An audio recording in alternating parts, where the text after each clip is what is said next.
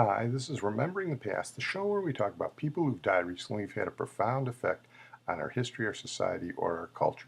And tonight we're going to begin with our feature, Nanette Fabray, who died recently at the age of 97. What a talent she was, and a wonderful person, too. Her forte was musical comedy, but she could do just about anything, and she was performing in the 20s as a little girl, but her career really started on Broadway in the 40s. She was pretty and she had a great voice, and she was in about 11 Broadway shows when she was in her early 20s. She was the first person to sing Yes, I Remember It Well, which was co-opted a decade later for Maurice Chevalier and Hermione Gingold in Gigi. She got some opera training, which you could tell in her singing voice. She was born in Southern California. She was born with a hearing impairment, which you could never tell, but she always worked very hard, and in her private life she did a lot for hearing impaired people. In the late 40s, she screen tested for MGM. They considered her to replace Judy Garland in Annie Get Your Gun. Judy was having problems, but eventually went to Betty Hutton. When she was a teenager, she did have a role in The Private Lives of Elizabeth and Essex under Bette Davis. Bette Davis really liked her, but her movie career stalled in the early 50s with the consolidation of the studio system and the advent of television. She wasn't a classical beauty like Marilyn Monroe or Elizabeth Taylor, and the studios didn't need many musical comedians like her. I guess they had Debbie Reynolds, but she did have one pretty good performance in a movie called The Bandwagon in 1953 where she sang Louisiana Hayride. Her parents were from Louisiana. Get going, Louisiana Hayride. Get going, we all is ready. Start something, Louisiana Hayride. No use for calling the roll. Oh, I like that sport, sitting in the hay, loving it away. Oh, for the time is short.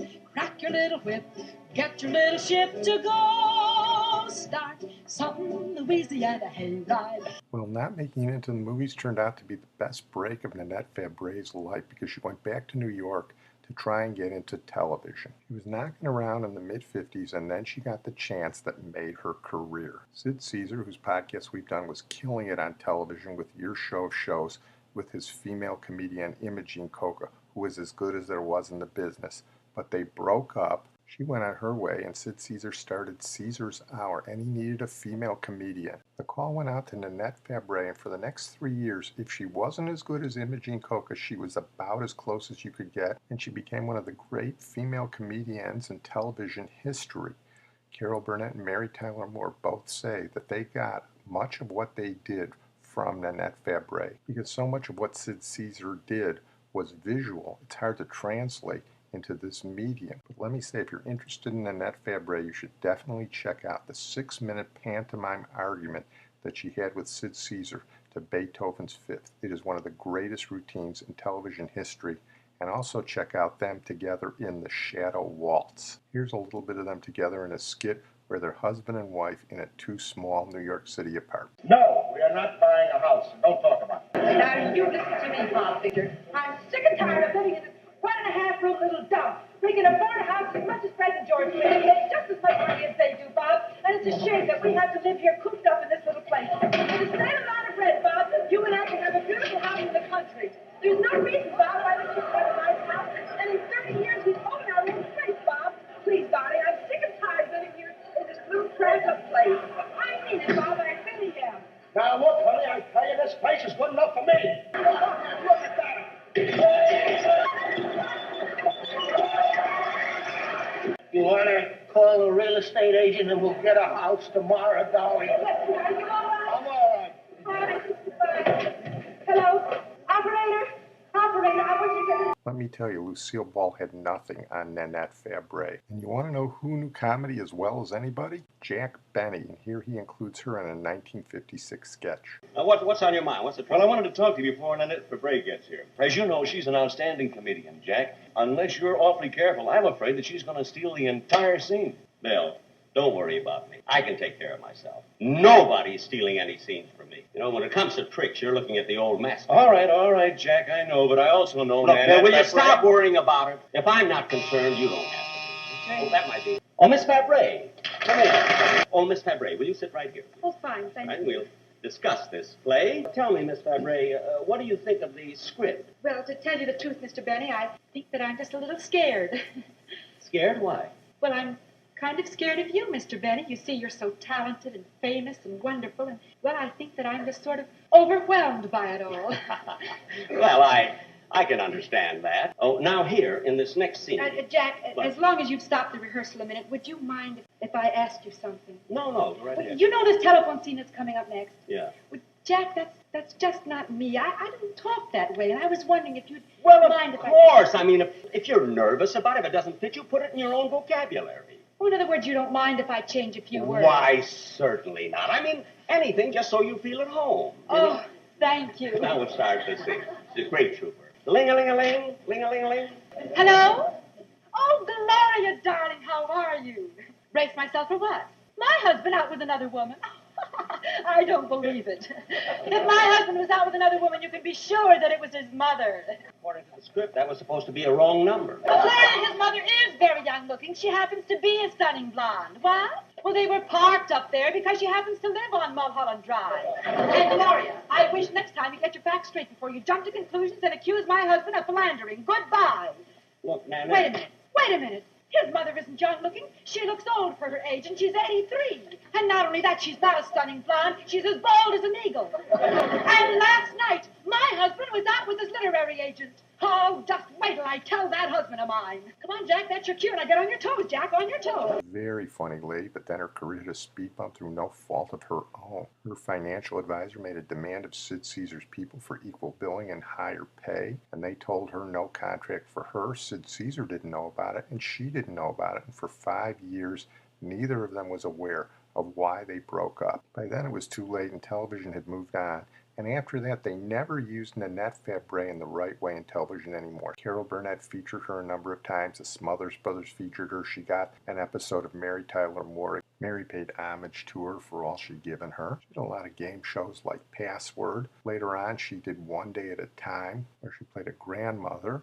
And then late in life, she got in a couple of episodes of Coach. We talked about Coach recently when we did the Jerry Van Dyke podcast. Played the mother of her real-life niece, Shelley Fabray. You'll notice they spell their names differently, but Shelley kept the original spelling, Nanette changed hers. As I said, she gave a lot of money to charity and to good causes, and she was always a nice person off screen.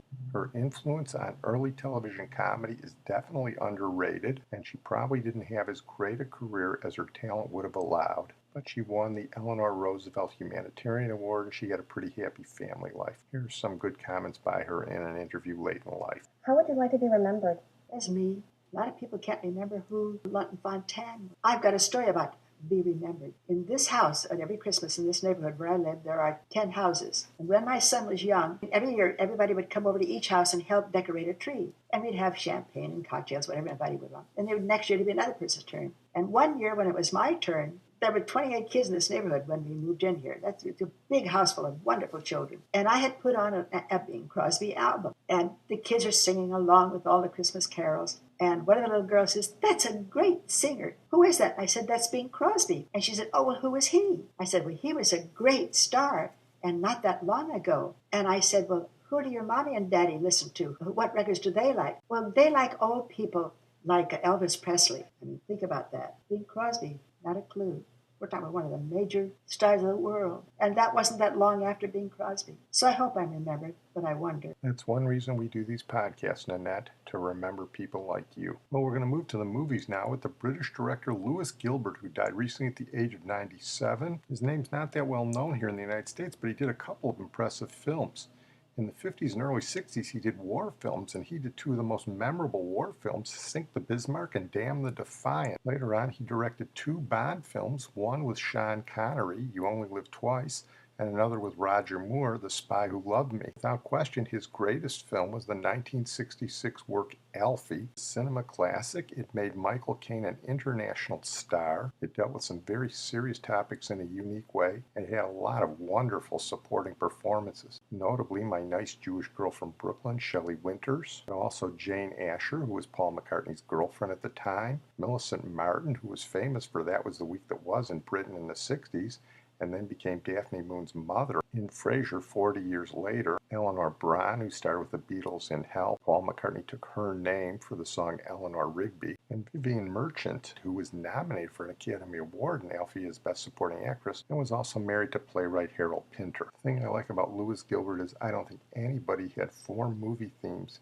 that were associated with his movies that were better than the ones that he had. First is the Sink the Bismarck theme, which wasn't used in the movie, but it was used here in the United States in the trailers. The song was one of the year's big hits on the strength of the movie. Here's Johnny Horton's memorable version. In May of 1941, the war had just begun. The Germans had the biggest ship that had the biggest guns. The Bismarck was the fastest ship that ever sailed the sea. We find that German battleship that's making such a fuss. We gotta sink the Bismarck, cause the world depends on us.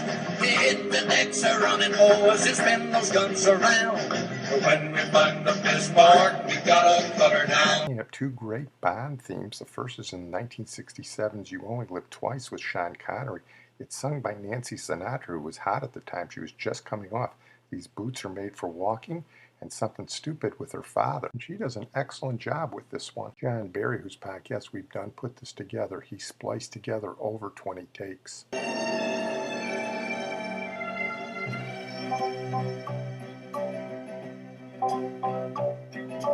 You only live twice, or so it seems.